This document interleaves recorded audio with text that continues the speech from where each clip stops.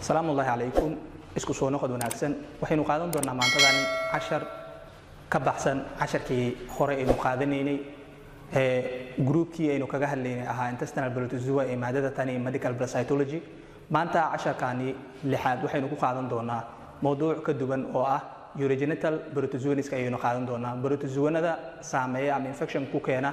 xubnaha taranka qaasatan midka ugu caansan kaliya ayaynu ka qaadan doonaa loo yaqaano trichomonas oo keena cudurka loo yaqaano Trichomonas vaginalis qaybaha kale ee 10ka ama qodobada ugu muhiimsan hadii aad danaynayso inaad wax badan ka fahanteed waxaan rajayn doonaa ilaa dhamaadka 10kan inaad la gaari doontid biidillaahi jalla wa ala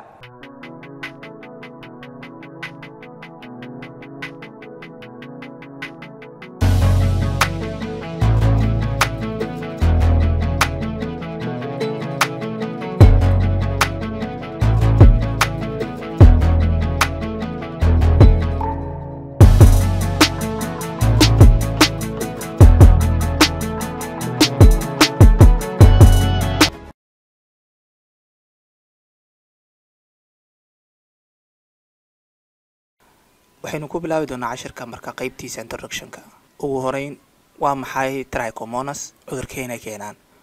Trichomonas vaginalis protozoa nooca loo yaqaano waxa uu in badan biyahay waa sexual transmitted infection cudurka uu keenana waxa loo yaqaanaa trichomoniasis oo waa cudur in badan lagu kala qaado galmada marka la fiiriyo saameyntiisa waxay in badan ku badan tahay oo dumarka oo waxa uu in badan saameeya dumarka marka loo barbar dhigo ragga khaasatan dumarka qaangaarka ah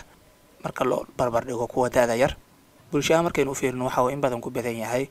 dumarka Afrikaanka ah ee u dhashay dalka Mareykanka ee African American women-ka loo yaqaan ayaa kaga badan marka loo fiiriyo kuwa cadaanka ah iyo kuwa ku hadla luqadda Spanish-ka ee loo yaqaano Hispanic women dadyoga la nool cudurka kan iyo trichomonaska inta badan ma lahan ama laguma arkaba wax calaamado ah mana ku keenaan wax dhibaato ah bukaanka qaba cudurka kani balse hadii uusan qofka iska daaweyn waxay ku siyaadin kartaa ama ay kordhin kartaa fursadii qofkaasi uu ku develop garan lahaa ama uu ku faafi lahaa jirkiisa infectionada kale ee laga qaado galmada ee uu ka mid yahay cudurka dilaaga ah ee loo yaqaano HIV/AIDS-ka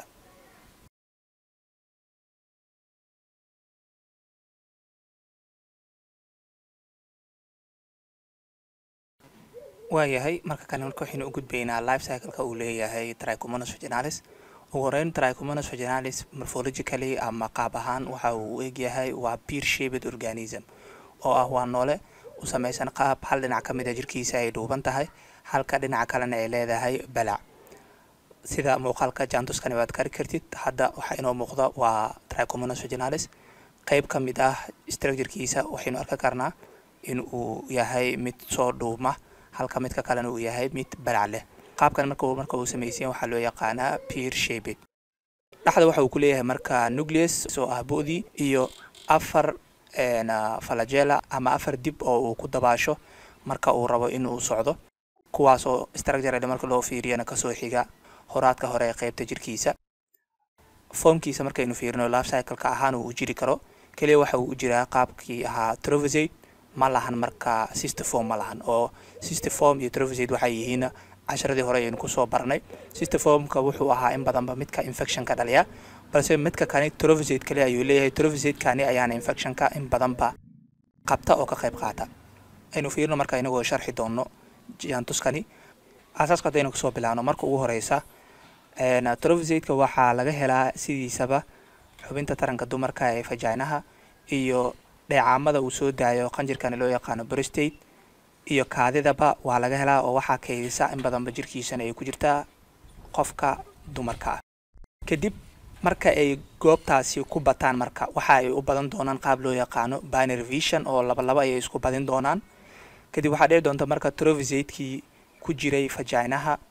ama ku jiray urethrahi oo ay tubadii kaadida ka soo qaadaysay gudaha ee banaanka keenaysay ku jiray ee marka ka soo gudubto xubintii taranka dumarka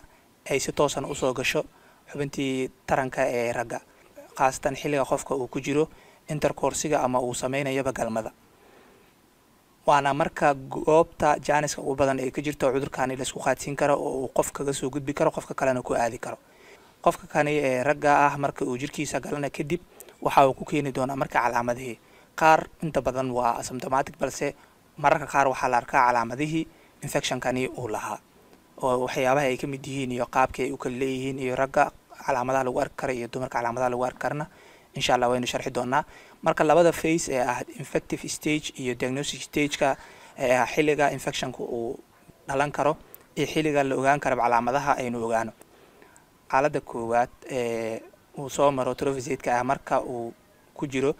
dheecamada laga soo daayo prostate-ka iyo xubintii taranka dumarkaba. xilligaasi marka uu yahay marka waa xilliga la ogaan karo ama in badanba ay soo muuqan karaan calaamadihii haddii baaritaan laga qaadana dheecamadaasi la ogaan karo in cudurkii uu jiro. halka marka infectionka uu dhalin karana ay tahay marka trophocyte-ka uu soo gaaro xubintii taranka dumarka, khaasatan uu soo gaaro tubadii kaadida dibadda usoo saaraysa ee urethraha. waa xilliga marka infectionka uu dhalin karo. waxaan filayaa marka life cycle-ka in badan aynu isla fahnay. hadda waxaan filayaa marka inaynu gudbi karno qaybta kale.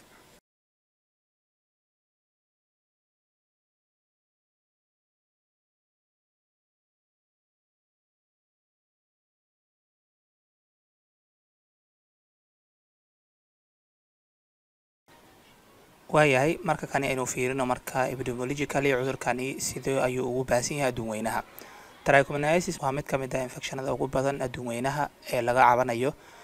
khaasatanna wadanka Mareykanka gudihiisa kaliya marka la fiiriyo dumarka ku nool 25% ilaa 50 waxa ay la dhiban yihiin infectionka noocan ahi uu sababo noocani protozoaha ee loo yaqaano Trichomonas vaginalis. calaamadaha cudurkani in badan ba waxaa lagu arkaa dumarka ku jira xilligii taranka, khaasatan da'doodu ay tahay sodomeeyada. waxa uu ku yaryahay inuu saameeyo inta badanba dumarka dhalmagooyay ay ka joogsatay caadadii oo tarankii gabay. dumarkaasi waa uu ku yaryahay amaba kuma dhacaba.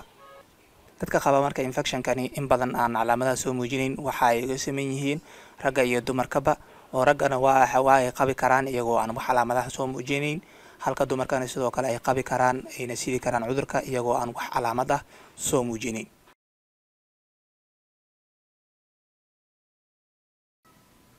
calaamadaha lagu arki karo marka bukaanka uu ku dhaco cudurkani aynu marka kani ka hadlaynaa. calaamadaha waxaynu kala saaraynaa marka kuwa lagu arko dumarka iyo kuwa lagu arko ragga. calaamadaha lagu arki karo marka qofka dumarka ah ee uu ku dhacay infectionkani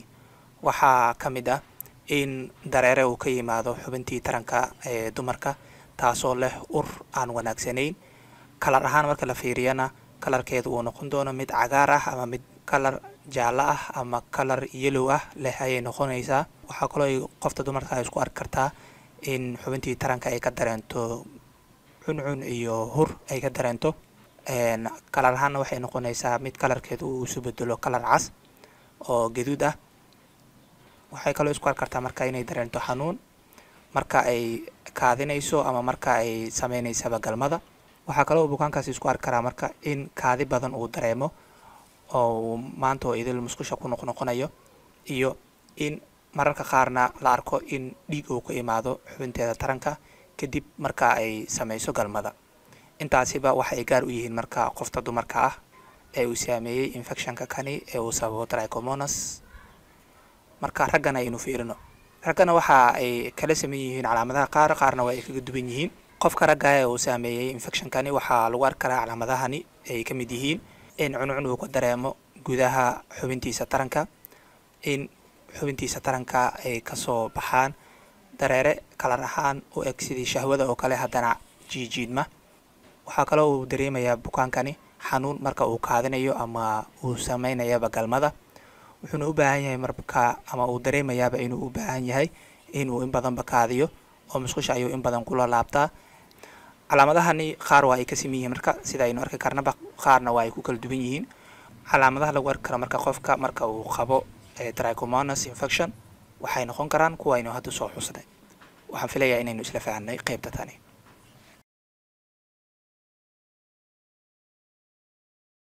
daaweynta cudurkani haddaynu ka hadalno marka kanina, cudurkani waxaa lagu daaweyn karaa daawooyinka ay ka mid yihiin metronidazole iyo tonidazole si infectionkani loo dabiibo. daaweyntani marka waxa ay meesha ka saaraysaa parasite, balse waxaa jiri karta in mar labaad uu recurrent sameeyo oo mar labaad soo infect gareeyo qofkii. inta badanna kaysaska boqolkiiba 20 ee dadka qaba cudurkani waxaa lagu arkay in 3 bilood kadibba uu kusoo laabto cudurkani oo uu ku sameeyo recurrent. sidee loo hortagi karaa marka? daawada in badan la isticmaalo in looga hortago cudurkani waa metronidazole oo la siin doono labada lamaane si ay uga hortagaan in cudurkani uu reinfection soo sameeyo haddii horey ugu dhacay infection kani. waxaa kaloo jiri kara waxyaabo loo kaalmaysto sida condomiska oo kale, waxay in badan baxadidaan gudbintii labada lamaane isku gudbin lahaayeen cudurka kani.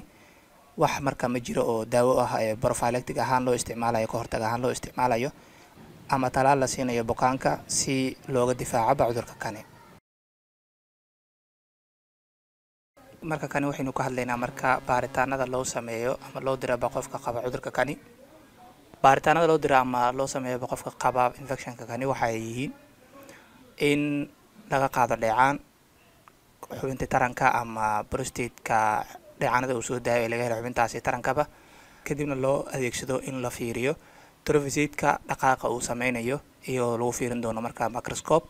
sababta loo isticmaalayna waxay tahay in la arko socodka trophocyte-ka uu sameynayo si loo garto nooca protozoaha uu yahay. sababtoo ah protozoa noocan ahi waxa uu sameeyaa socod u gaar ah oo loo yaqaano checky motion. socodkaasi ayaa laga eegayaa, kadib haddii lagu arkana bukaankaasi waxaa la xaqiijin doonaa inuu qabo infectionkani trichomoniasiska. waxaa kaloo lagu xaqiijin karaa in dheecankaasi lagu arko neutrophils badan oo unugyadii jirdifaaca ka mid ah oo badan in lagu arko. haddii lagu arko marka waxay xaqiijinaysaa in uu qabo qofkaasi infectionka noocan ahi. complicationada ama xaaladaha adag oo cudurkani la soo bixi doono gadaal dambe waxaa ka mid ah haddii qofka uu ku dhacay infectionkani aan laga daaweyn, wuxuu ku keeni karaa in qofkaasi uu develop gareeyo ama uu ku dhacaba cudurka dilaaga loo yaqaano HIV ama cudurada kale lagu qalqaado galmada. haddii uu bukaanka yahay bukaan horey u qabay cudurkani HIV-ga, infectionka noocan waa uu kusii faafi karaa jirkiisa ama waa uu ku dhici karaaba. sidaas darteed dhakhaatiirta inta badan waxa ay kula taliyaan dumarka qaba cudurka HIV-ga in ay sanadkii mar iska soo baaraan si haddii uu ku dhacay infectionkani iyo haddii kaleba loo ogaado. haddii qofka uu ku dhacay cudurkani ee dumarka ay tahay mid xaamilo ah, waxay ku keeni kartaa complication la xiriira uurka. hooyada markaasi waxa ay develop gareyn kartaa xaalad loo yaqaano preterm delivery oo ah xilligii loogu talgalay dhalmada, xilli aan ahayn inay dhasho hooyadii. cunuga dhashana waxa uu ku dhalan doonaa miisaankiisa oo hooseeya, taasoo marka keeni karta marka in uu cunugaasi develop gareeyo xaalado dhibaatooyin caafimaad ee uu geli karo marka uu dhasho kadib. waxaa kaloo jirta in hooyada ay u gudbin karto cunugeeda xaaladaha qaar infectionkani trichomoniasiska. haddii hooyada xilligaasi iyadoo uurkii leh lagu sheegana inay qabto, waxaa wacan in laga dabiibo si aysan ugu gudbin dhalaankeeda. waxaan filayaa in guud ahaan gebagabadii casharkeenan maanta aynu soo gaarnay. casharkani casharkiisa xiga intaynu ku kulmi doono isbuuca dambe waxaan idinkaga tegayaa. salaamu ullahi calaykum waraxmatullaahi wabarakaatuh. amaana allah.